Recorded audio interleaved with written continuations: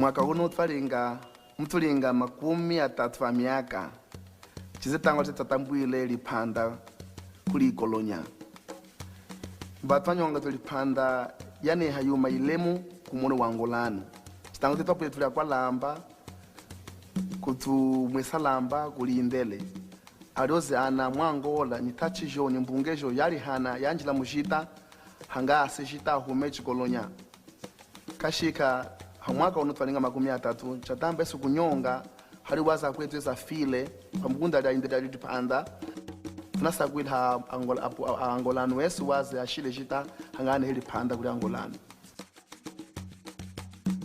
Gostaria de dizer, a independência trouxe consequências muito positivas para o povo angolano, na medida que nós fomos colonizados durante séculos e para nos libertarmos da colonização, milhares de angolanos entregaram a sua própria vida lutando contra o governo português para que hoje fôssemos independentes. Então devemos honrar a memória daqueles que se entregaram de peito e alma para que hoje fôssemos independentes.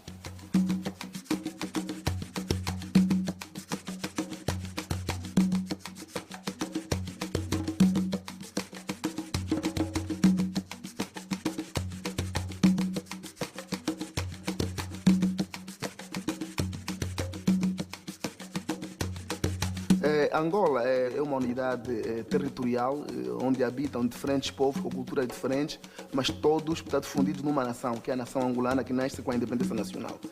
Temos, portanto, o norte ocupado pela área sociocultural Kikongo, temos os Quimbundo, temos os Ovimbundo, que ocupa todo o Planalto Central, temos os Lunda Choque, que ocupa todo o leste de Angola, desde a Lunda Norte até o Mochito e alguns núcleos no Quanto Cubango. Temos a parte sudeste ocupada, nomeadamente pela população Nganguela, e temos o sudoeste, onde encontramos os Nhaneca Humbe, os Zambó e também os Relelo. Ainda neste espaço territorial encontramos algumas minorias étnicas, como sendo os Vatua e os Khoisan, fazendo parte, portanto, desta grande esteira da população angolana.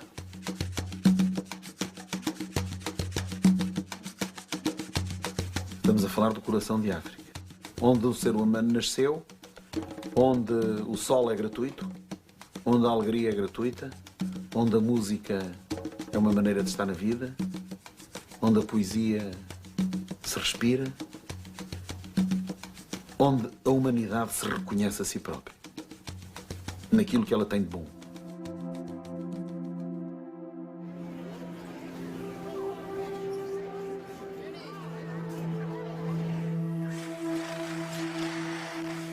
Éramos nós, como contratados, para produzir café.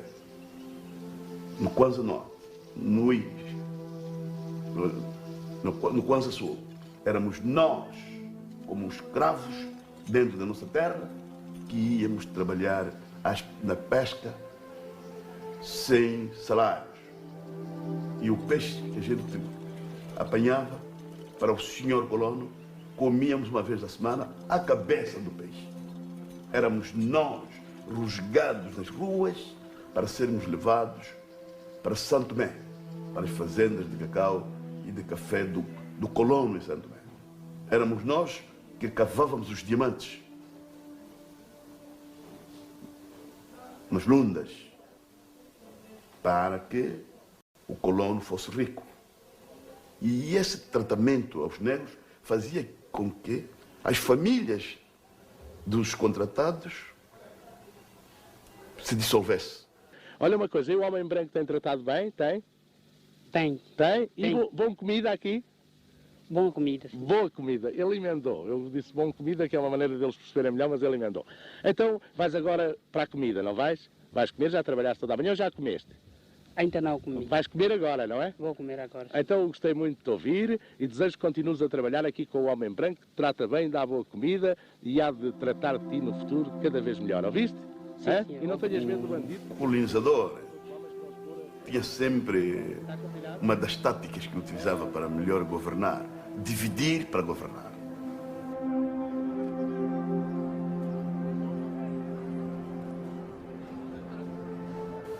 Então,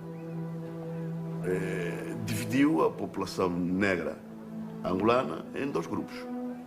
99%, vamos admitir, eram os escravos por excelência, que só tinham obrigações e não tinham direitos.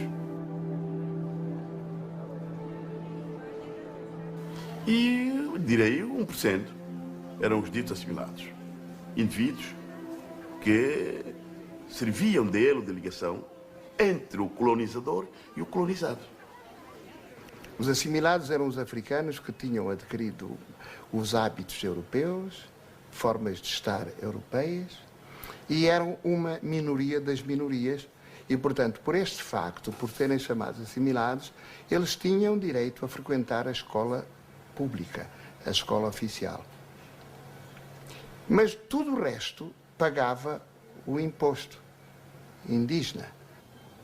O senhor, para ser considerado assimilado à cultura portuguesa, tinha que possuir bilhete de identidade nacional português. E para eu possuir o bilhete de identidade, a nossa casa teve que ser visitada pelo administrador do conselho naquele tempo, para ver se nós comíamos com garfo, para ver se nós dormíamos numa cama. Nós não dormíamos numa cama. A minha mãe arrumou o quarto de tal maneira naquele dia em que o administrador apareceu, que nós parecíamos que tínhamos a cultura portuguesa.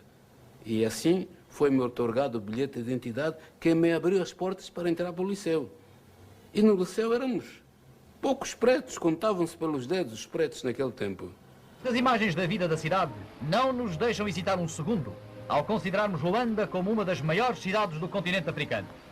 Como documentarista trabalhei desde que fui para Angola em 1950, aquilo era colónia quando eu lá cheguei em 1950, mas ainda em 1950 mudou para a província ultramarina. O comércio e a indústria são indubitavelmente grandes fatores do seu progressivo labor. Luanda revela-se assim, e além de uma moderna cidade portuguesa, grande empório da África Ocidental. Não se notou rigorosamente diferença nenhuma. A única diferença era nos documentos oficiais, que era província de Angola, em vez de ser colónia de Angola. Quanto ao resto, era perfeitamente igual e pouco se modificou. Mesmo algumas coisas que se modificaram eram coisas de fachada. Mais tarde, houve uma determinação de acabar com os indígenas. E então todos passaram a ser, mas isso bastante mais tarde, cidadãos portugueses, com cartão de identidade e essa coisa toda. Mas era praticamente o mesmo que nada, porque conta-se uma história que eu não assisti, mas que foram pessoas minhas amigas que contaram, que um chefe de posto chamou lá um preto, não sei o quê, e quis castigá-lo, fazer não sei o quê, não sei o que mais. E ele disse, não pode, eu tenho cartão de identidade. E ele chama o Cipaio, Cipaio, vai ali debaixo daquele embondeiro, faz este gajo comer o cartão de identidade. E ele foi, e quando voltou, então, ele comeu sim senhor, até o cordel, que antigamente os cartões de identidade tinham coisa. Havia, sim, havia uma estratificação marcada. Primeiro, a cidade de Luanda, o centro destacado da cidade era predominantemente habitado por brancos. Era terrível a situação colonial. Aparentemente não havia racismo, né? Quem entrasse em Angola, quem chegasse aqui em Angola, não notava que havia separação de raças. Mas uma vez que ele vivesse aqui, ele notava logo.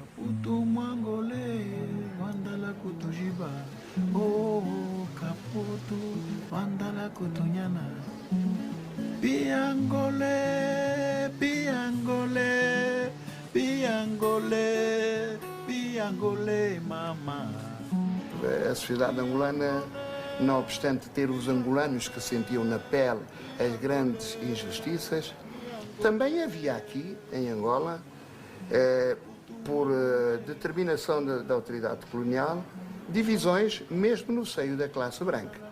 Por exemplo, uma família de portugueses chegada a Angola com um filho natural de Portugal, o segundo filho nascido em Angola tinha menos direitos que o irmão vindo de Portugal, porque o nascido em Angola era branco de segunda classe.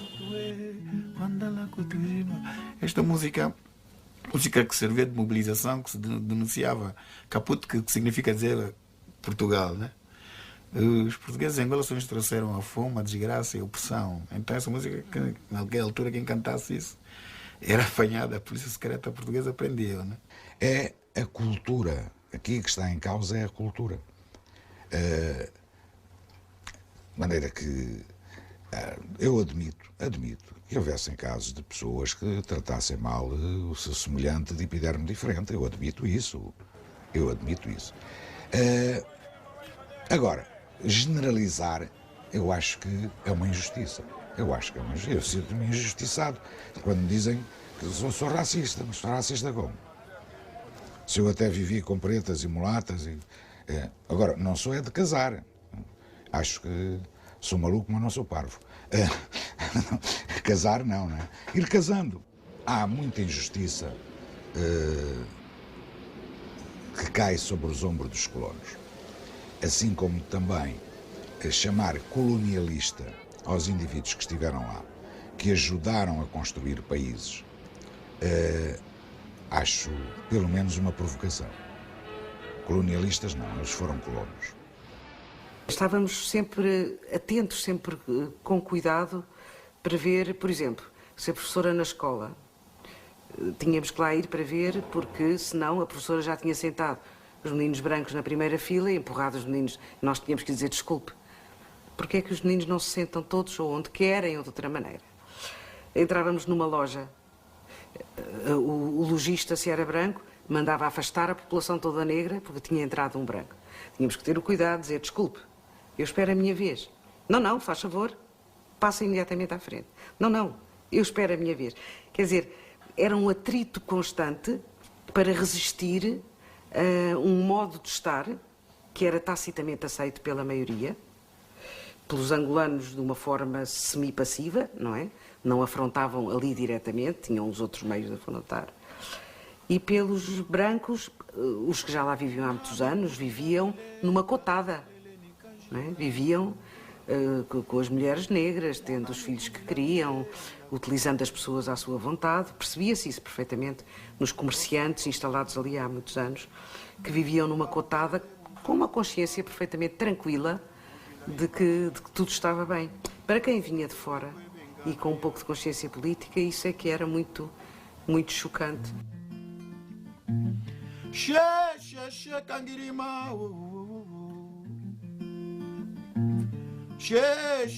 Kangirima, ukumbi ushatate kangirima, welo kongi babakwe kangirima. A música que o Ngola tocava, e ela conta a história de uma mãe que teve em determinada altura concebeu, foi concebida, o filho nasce, filho mestiço, e pergunta à mãe, quem é meu pai?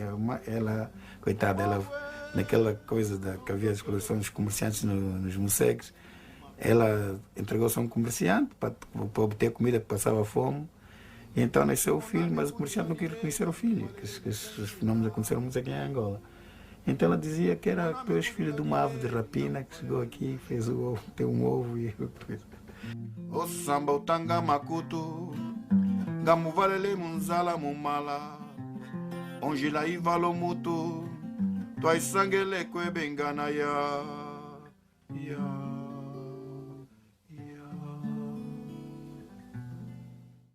Claro que os colonialistas faziam tudo para perpetuar o domínio e os nacionalistas faziam para contrariar essa pretensão. E um dos fatores que foi muito explorado pela colonização foi limitar os conhecimentos dos angolanos, a preparação, a formação.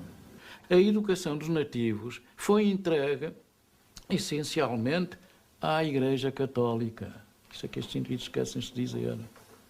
Não era proibido ensinar, ler, escrever e contar aos negros, mesmo nas aldeias, as famosas sanzalas. Não, senhor. Mas isso era missão da Igreja Católica.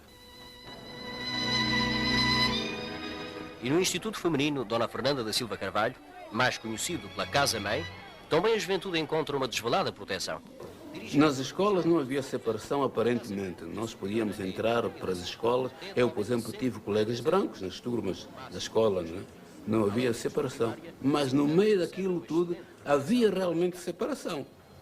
Porque os estudantes brancos eram mais privilegiados do que nós. um estudante branco podia não saber nada, não é? E nós podíamos saber tudo, recebíamos a nota inferior e eles recebiam a nota superior. Isto é verdade, fazia-se mesmo isso nas escolas.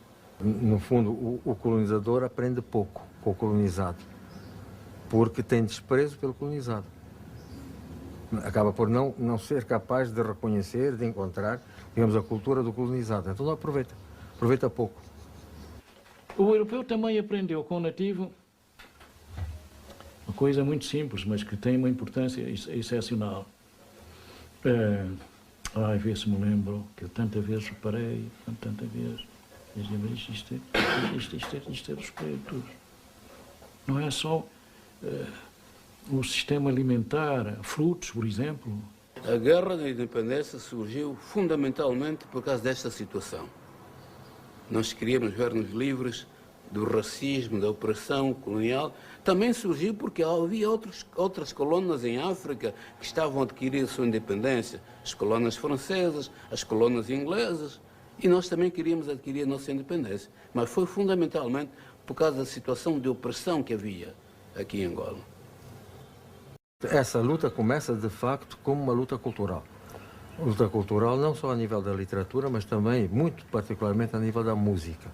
Com um conjunto musical, que é o Angola Ritmos, que foi buscar uma série de canções da área, sobretudo da área de língua quimbundo, portanto, próxima de Luanda e Malange, e utilizando instrumentos quer tradicionais, quer instrumentos modernos de origem europeia, digamos, deu a conhecer uma série de valores da cultura angolana na época.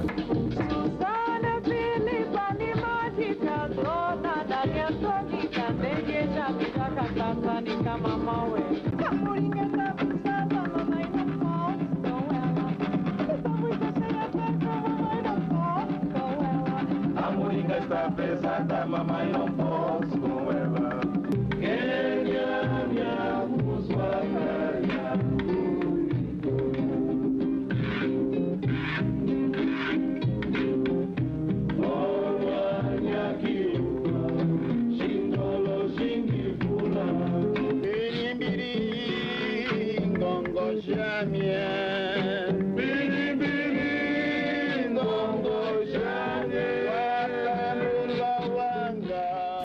muito antiga que o meu pai fez, isso tem mais o sentido figurado, que é um birimbiri, aquelas plantas que existiam na mitologia angolana, se tocasse eles gritavam, são as plantas que não se podem tocar e gritam. Em Angola é mais ou menos uma planta dessa, quando tocada grita e reage.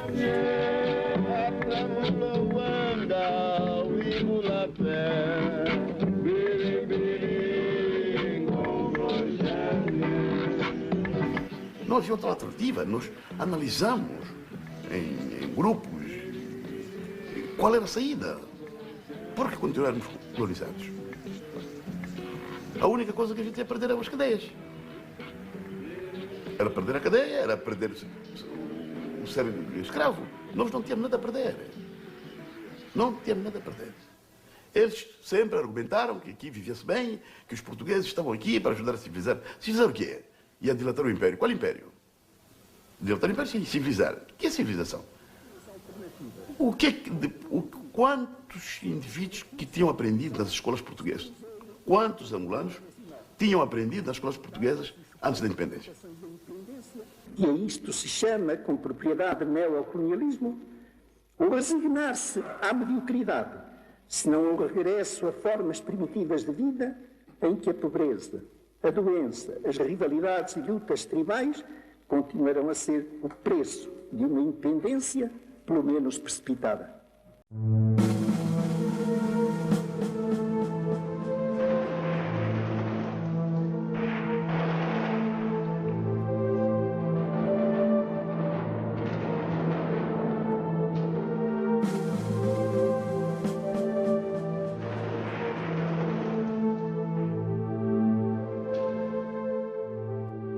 Nós sentimos perfeitamente que as pessoas de lá nos tratavam respeitosamente, cautelosamente, mas numa base de sentir que havia uma força presente.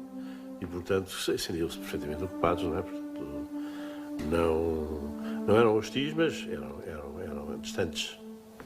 Encontrei soldados com pouca educação de base, muitos deles afastados da família durante 2 anos inteiros, que é uma violência muito grande, e portanto eram pessoas que sobreviviam naquele espaço fechado. A minha experiência em Angola pois, foi um bocado triste, porque eu fui fazer essa guerra colonial e onde perdi um bocadinho da minha juventude e onde fui fazer coisas que eram contra os meus princípios, que era fazer uma guerra sem saber porquê. Foi uma experiência muito cruel. Eu fui mobilizado, em poucos meses me fizeram um militar, eu não tinha prática, quase nem sabia dar um tiro. Passados 5, 6 meses estava mobilizado para ultramar, meteram-me num barco, em 66 fui diretamente à África, distribuídos por diversos sítios do enclave de Cabinda. E passámos grandes percursos de grandes complicações, porque a fome e o medo também estavam com a gente.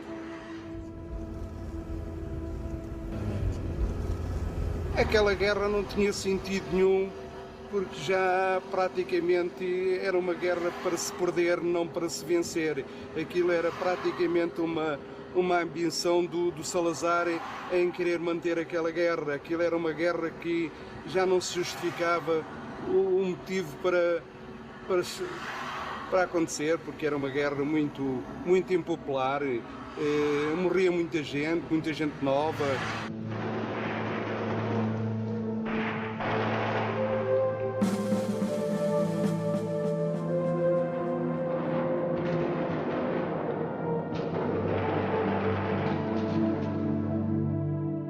Que foi uma guerra prolongada de 13 anos. Os culpados foram o Salazar e o Caetano, os grandes culpados, e todo o sistema, porque deixaram a situação apodrecer, deixaram levar até um extremo em que a tropa se recusou a combater. Bem, salazarismo pode equipará-lo com portuguesismo. Salazar era um homem extraordinário. Foi um grande português. Salazar recuperou Portugal, que estava completamente de rastros em 1926. Nós chegamos à conclusão que, afinal de contas, somos dos dois lados vítimas da mesma situação. Só que os portugueses atualmente, eles devem ter calmos para aceitar que o Portugal colonial foi racista.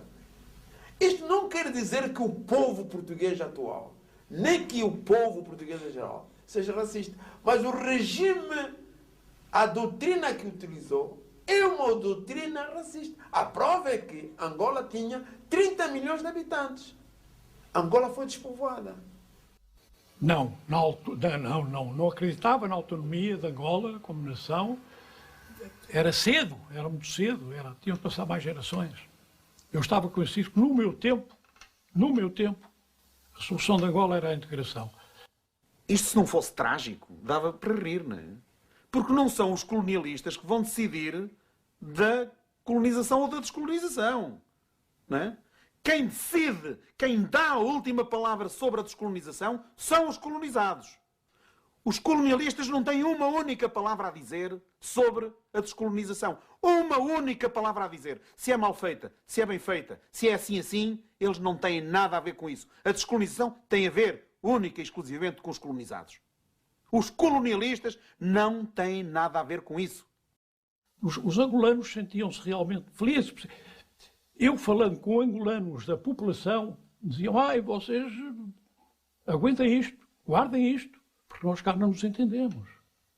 Esse Salvino Silveira Marcos não devia ter um discurso desses, porque foi dos governadores gerais, dos mais sanguinários que Angola teve.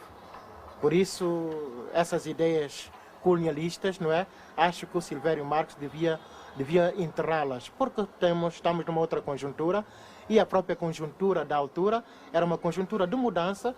Portugal não fez as mudanças necessárias, então o regime começou a tornar-se anacrônico.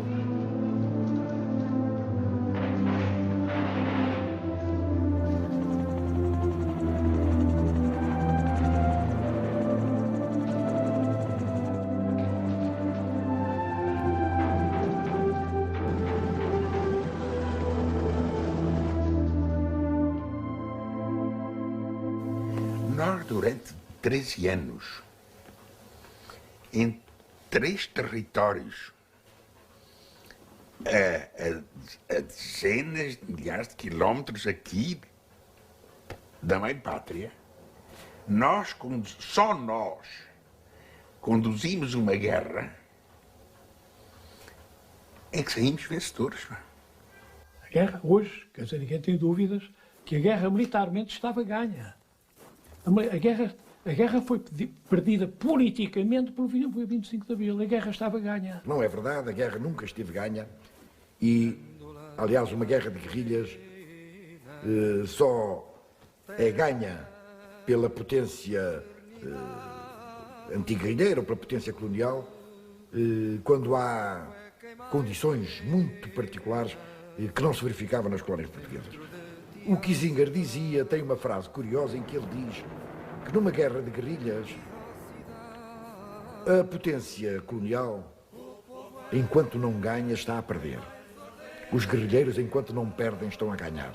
E isto é uma realidade. Quem passou por isso sabe que era assim. Portanto, em Angola houve realmente uma altura em que a situação nos era menos desfavorável, o que não quer dizer que a guerra estivesse em vias de ser ganha.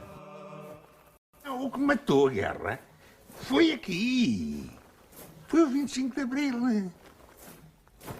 Em cada esquina um amigo, em cada rosto igualdade,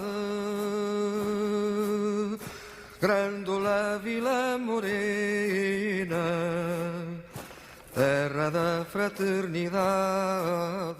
O movimento das Forças Armadas era chamado Movimento dos Capitães. E era um movimento dos milicianos, universitários, que eram contra a guerra. São eles que tinham a máquina. Porque, num certo momento, o soldado português, por causa da luta anticolonial muito forte, e que durou muito tempo, não queriam mais lutar. E não querendo lutar, para parar a guerra é mesmo apoiar a Revolução em Portugal. Trouxeram o calor revolucionário dentro das Forças Armadas Portuguesas. À sombra de uma azinheira que já não sabia a idade. Nós, quando chegámos ao poder, não tínhamos outra solução senão fazer a paz. Por várias razões. A primeira é porque era uma imoralidade. A segunda é porque estávamos condenados por todo o mundo ocidental e não ocidental. Nós não éramos recebidos na ONU, as salas ficavam baseadas na ONU, nós tínhamos sido expulsos da Unesco, os próprios países do Pacto Atlântico, alguns deles, negociavam abertamente com os movimentos nacionalistas. Portanto, era preciso, nós tínhamos que modificar a nossa política 180 graus, quer dizer, profundamente. Além de termos negociado a cessação das hostilidades com cada um dos movimentos, era preciso depois pôr os movimentos a conversar uns com os outros.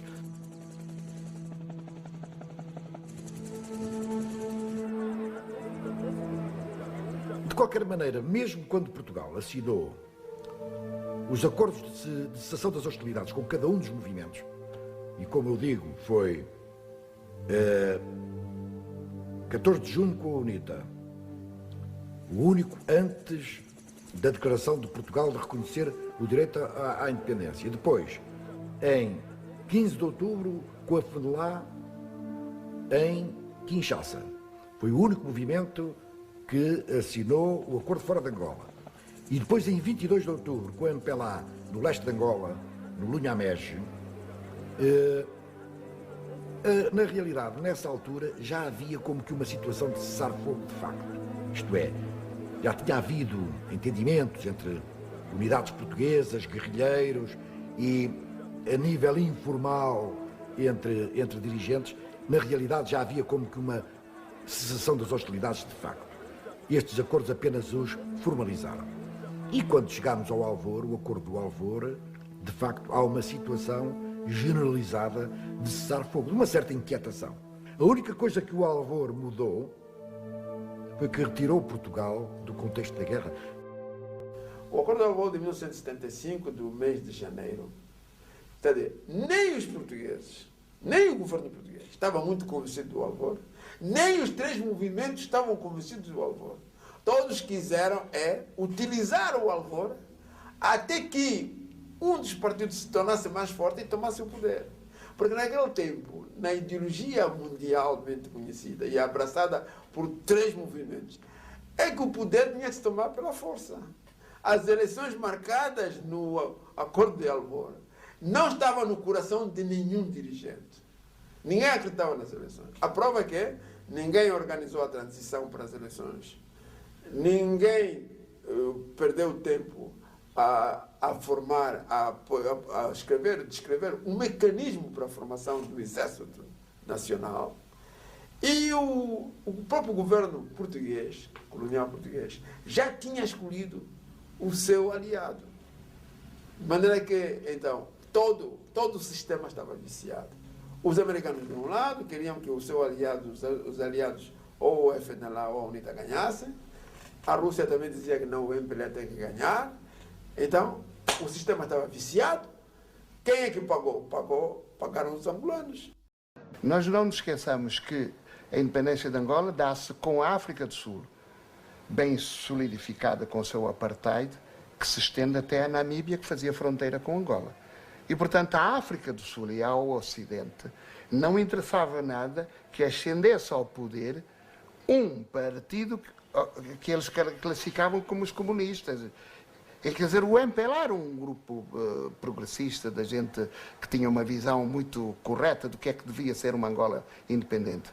Mas esta não era a imagem mais importante. Quer dizer, era preciso impedir que ascendesse ao poder de Angola um movimento que representava a corrente mais progressista. E eu pergunto porquê e para quê? Era a Guerra Fria, eram os interesses estratégicos, porque Angola é um país geoestrategicamente importante. Se vir o mapa das guerras que se têm desenhado em Angola, vê que ela sobrepõe totalmente o mapa dos recursos. Percorre os diamantes, os petróleos. As guerras, todos os conflitos passam no mapa por cima das zonas dos grandes recursos que todo o mundo se disputa. Portugal não tinha força militar suficiente para impor uma descolonização ordeira em Angola. Portugal, e por isso mesmo é que ficou muito tempo em África, não tinha potencial para neocolonizar Angola, potencial econômico e industrial sobretudo. E na altura Portugal também estava a braços com uma crise terrível. Na altura da descolonização, era uma altura em que, ao que parece, o Partido Comunista queria tomar o poder em Portugal. E então, era necessário os portugueses arrumarem primeiro a casa deles. E olha, uma das imagens que eu tenho dos portugueses é daqui da Fortaleza, em que eles chegaram com o Jeep Willys, arriaram a bandeira, embrulharam, puseram debaixo do braço e deixaram-nos aqui com a panela quente nas mãos. Em Luanda, muitos dos seus habitantes continuam a fugir, ninguém sabe de quê, uma vez que a boataria será uma das principais causas do êxodo. No porto de Luanda formam-se extensas bichas de caminhões de carga e automóveis completamente engarrafados. Os primeiros para descarregarem para bordo e os últimos para seguirem viagem. E há carros e carrinhas abarrotados de bagagem em que os donos levam tudo quanto podem, na esperança de regressarem tranquilamente num futuro próximo à terra que, para muitos, ao cabo de longos anos de constante labuta, eles consideram como sua. No século XX, sobretudo no século XX, houve um novo tipo de colonização. A colonização do povoamento, já, e com a República em Portugal e depois a ditadura de Salazar, particularmente, uma colonização que se tornou aí claramente uma colonização com discriminação racial. Claro, que não era tão claro assim nos séculos anteriores. A partir desse momento, houve um extremar de posições, né, da própria colonização, que fez com que, na altura da independência, os portugueses, mesmo aqueles que não tinham feito mal a ninguém, tinham medo. E fugiram sem razão para fugir, porque ninguém os ameaçava. Mas, no fundo, era um sentimento coletivo de culpa. Como em todos os nossos países, as pessoas habituam-se, os superiores, a tratar mal dos inferiores, como se não fosse acontecer nada. Mas, na hora da verdade, elas sabem muito bem o que fizeram. E eu penso que os portugueses que fugiram, revoltados ou não, mas tinham consciência da violência que exerciam continuamente sobre o povo angolano. E, portanto, a fuga foi uma fuga de quem entra em grande medo e em grande pânico e percebe que a vida vai estar em perigo. Chegou a hora da vida estar em perigo. Agora, esse período foi de muito nervosismo, de algum receio, porque todas as noites eu morava num sítio onde todas as noites havia tiroteio, entre os movimentos. Foi no período de transição, chamado período de transição, em que havia o governo misto português e dos movimentos. E, claro, não era a situação para a pessoa poder viver, era instável. Ai, que fui-me embora. Eu lembro-me de uma confusão tremenda das pessoas quererem vir, as pessoas serem massacradas nas suas próprias casas e pessoas que queriam lá ficar, mas como foram atacadas em casa já queriam voltar para Portugal. Foi uma confusão tremenda. Nos primeiros dias foi uma confusão infernal. Estimularam o pânico, as pessoas fugiram sem saber sequer porquê. Sem saber sequer porquê. Mas, numa primeira fase, são os próprios colonos que provocam a instabilidade. São eles que se organizam em esquadrões da morte e vão à noite, depois de tomar café nas esplanadas finas de Luanda, vão com as suas armas matar negros para o Moceque.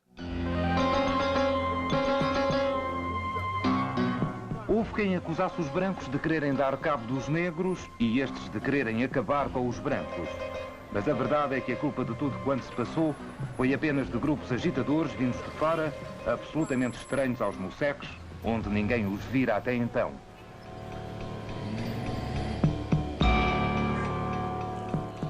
Vai pedir-nos auxílio aos vários países, nossos amigos, para nos apoiarem com meios de transporte aéreo.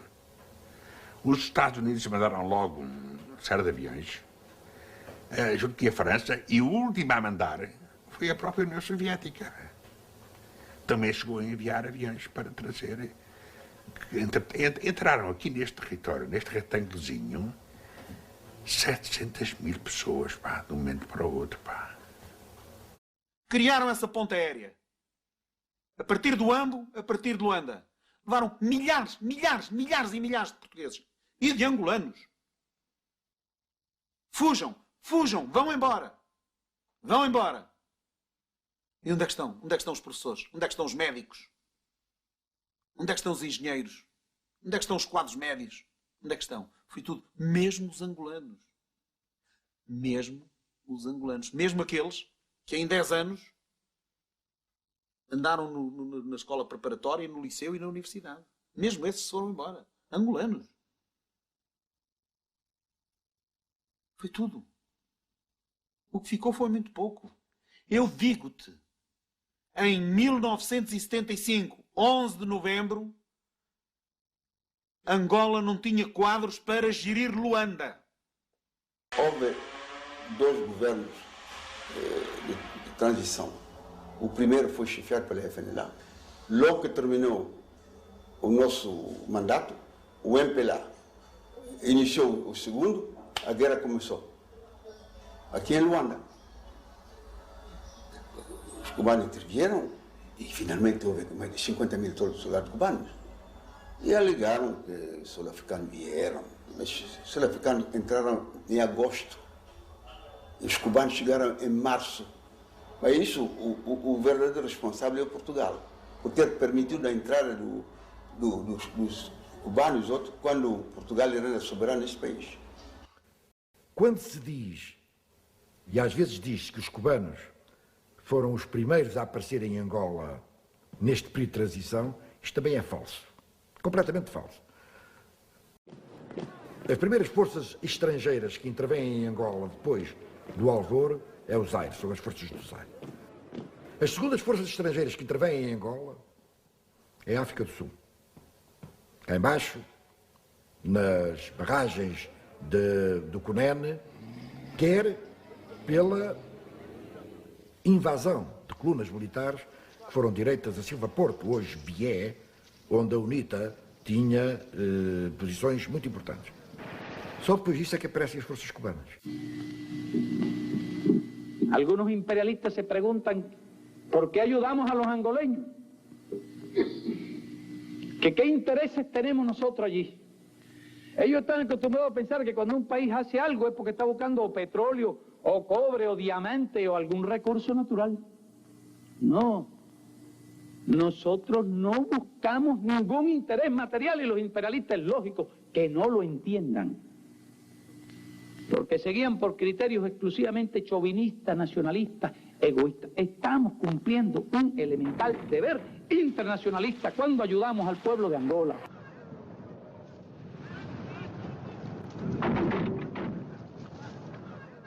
Nós ainda estamos a viver muito perto da independência de Angola e, portanto, ainda é demasiado cedo também para, com as pessoas que viveram esses sacrifícios e que tiveram esses problemas, perguntar-lhes se valeu a pena. Mas estamos a insultá-los. Valeu, sim, senhor. Valeu a pena. E se tivesse que repetir essa luta, eu repetiria. Sem qualquer sombra de dúvida. Por causa do colonialismo, éramos tão irmãos que, unidos, sem perguntar de onde que outra pessoa é, se ela é de Maranhão, se é de onde é. Eu, por exemplo, quando estive lá na Europa, eu cantava aqui música sem saber o que estou a cantar. Eram as músicas do Angola Ritmo. Eu dançava as músicas do Angola Ritmo como nacionalismo. Naquele tempo, a única luta era a luta pela independência de Angola, ver-nos livres do colonialismo. Nós todos estávamos unidos, né? Nesta luta contra o colonialismo. Depois surgiram as disputas internas, motivadas por questões internas e por questões externas também. Nós, no período posterior à independência e no período mais agudo da guerra, quando ainda no tempo em que as canções eram de conteúdo revolucionário e mobilizadoras para a luta contra os inimigos e os agressores, chegava-se a utilizar essas músicas nas próprias festas. As pessoas dançavam ao som de músicas que tinham pretendiam ter outra função, que era mobilizar, comunicar um conteúdo revolucionário. As pessoas iam além desse conteúdo e queriam era o ritmo e continuavam a fazer a sua vida e normalmente uma vida muito extrovertida e muito alegre. Agora nós temos identidade própria, somos independentes, temos dignidade e antigamente não, podíamos beneficiar de algumas benesses da colonização, mas éramos humilhados. E hoje estamos num ponto de partida lento, com tropeções ali, com erros acolá, mas também com muitos acertos. Se os acertos não fossem mais que os erros, provavelmente já não existíamos. Não sei bem teoricamente, na prática, o que é que eu aprendi, por exemplo, quando lá estive? Aprendi com aqueles miúdos que eu sabia que por trás tinham a falta de tudo, da liberdade do seu povo em primeiro lugar e depois de tudo o que era bem-estar. Aprendi que era possível viver com a esperança e a liberdade e a alegria com que eles viviam, que era possível, apesar de tudo, crescer desejando ser feliz e desejando ser melhor. Aprendi que é possível sempre revoltar-se contra a injustiça, por exemplo. Nem que fosse quando o gerador ia abaixo era possível atirar com tudo ao chão e escrever num quadro uma mensagem. Aprendi que em todas as ocasiões, mesmo as muito mais difíceis do que as minhas, ainda assim ainda era possível revoltar, ainda era possível dizer o que se queria. Aprendi imenso a dançar com eles. Dançam muito bem.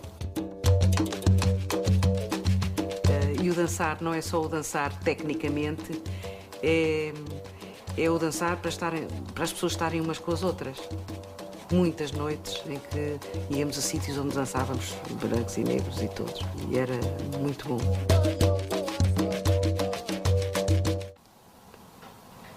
Aprendi que era possível terem uma poesia tão bonita como a de Mário de Andrade, por exemplo. E mesmo a do Agostinho Neto. Ondonganga lukulu lwakana, wendonganga penganga mvuala, kipila tukusala ukufue. Foi o sacrificado pela causa, foi o estudante revoltado, foi o símbolo da resistência. Ele escrevia poemas, todos pela revolta, todos pela dignidade angolana. Foi sempre preso. Criou-nos uma simpatia enorme que no ano de 1960 fomos obrigados todos a ir ao aeroporto, aqueles que puderam e foram corajosos, para manifestarmos a nossa solidariedade para com o Dr. Agostinho Neto.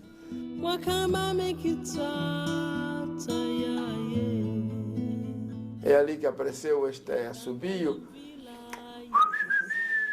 Monangambé, filho de escravo.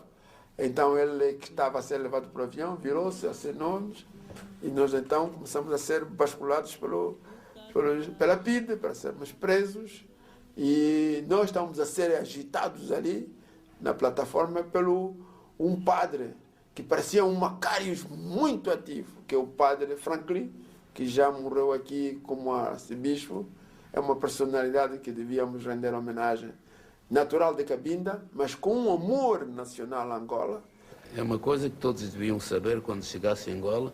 A primeira impressão que Angola lhes daria é um país que está a sair da guerra. Um país que está a sair da guerra. E a guerra só destrói. Nunca construiu nada. Nunca construiu nada. Amgukuzwela kukanami kodwa la imuchimbundu chetu chamalanje chalunda noro.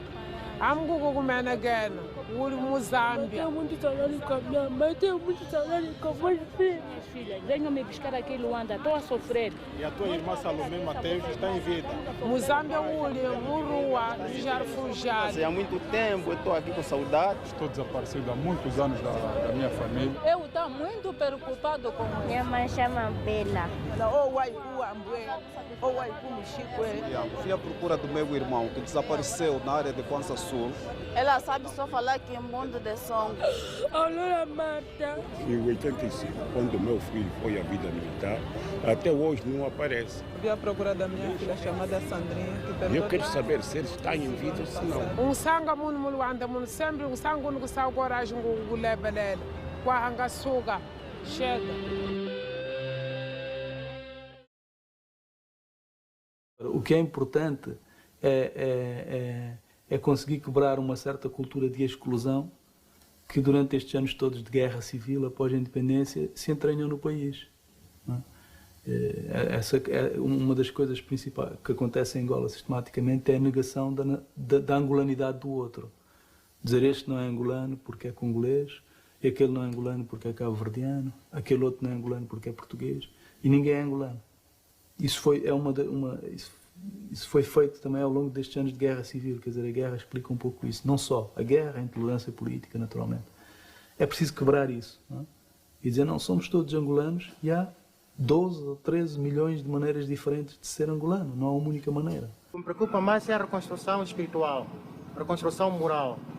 Há uma grande degradação em Luanda, há delinquência, não é? Há inversão de valores. E isso preocupa mais porque é mais difícil. Agora, o certo é que, em termos físicos, Luanda foi concebida para, digamos, máximo 500 mil, 400 mil pessoas. Atualmente, Luanda tem, ao que parece, mais de um quarto da população de Angola, que parece são 12 milhões. Tem 4 milhões de habitantes é catastrófico. É catastrófico em termos de rupturas no sistema de abastecimento, é catastrófico em termos de distribuição de energia elétrica, é catastrófico em termos de água, por exemplo, é catastrófico em termos mesmo de força de trabalho, quadros para as outras regiões. Cria-se então uma grande assimetria no desenvolvimento de Angola. Hoje este país está aberto a toda a gente. A toda a gente que o ame, a toda a gente que queira voltar para Angola, que traga alguma mais-valia, que queira estar de mãos dadas com os angolanos na reconstrução desta pátria sofrida, parafraseando o meu amigo, este meu país de tanta luta e tanto luto. Hoje será um país de luta pelo renascimento dos valores que nós perdemos com aquela guerra tremenda. Durante a Guerra de Libertação Nacional, povos de Cabinda foram combater no Cunene, do Cunene foram combater no Ambo, os do Ambo foram combater no Mochico, ali casaram com mulheres que não são da sua região. Isso ajudou até muitas das vezes as pessoas conhecerem o país real, que é Angola. Essa multiplicidade de povos, com culturas diferentes, línguas diferentes, não é? Todos concorrem para o desenvolvimento deste grande país, concorre para a compenetração, concorre para o forjamento da grande nação que Angola está a criar desde 1975. Porque a verdadeira nação angolana nasce em 1975 com a aprovação da nossa independência e todo o povo se revê nesse grande projeto que certamente apoia e ajuda a população, não é, a conviver sem distinção de raça, sem distinção de línguas, sem distinção de culturas. Aliás, é a diversidade cultural que faz o povo angolano um povo muito forte, um povo muito rico nessa grande diversidade.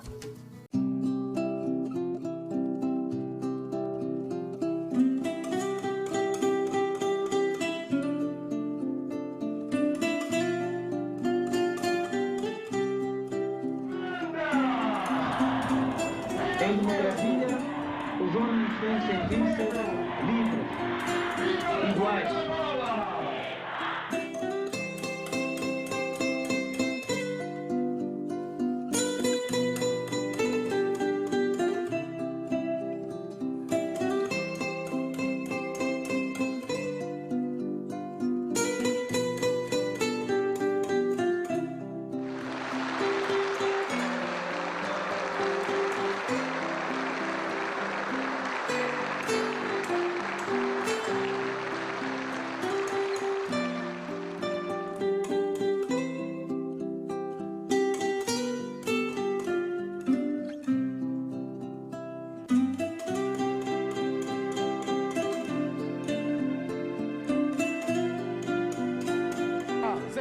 Na diagonal, jogou com Pedro Montorres, Zé Calanga corre aqui pelo lado direito, vai tirar o cruzamento, segundo posto, gol!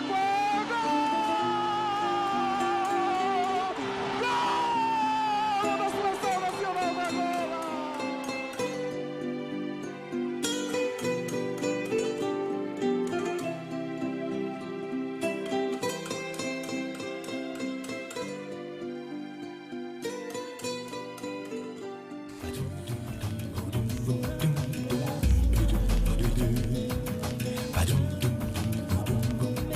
Integrar os 32 países que em 2006 na Alemanha vão disputar o campeonato é muito importante.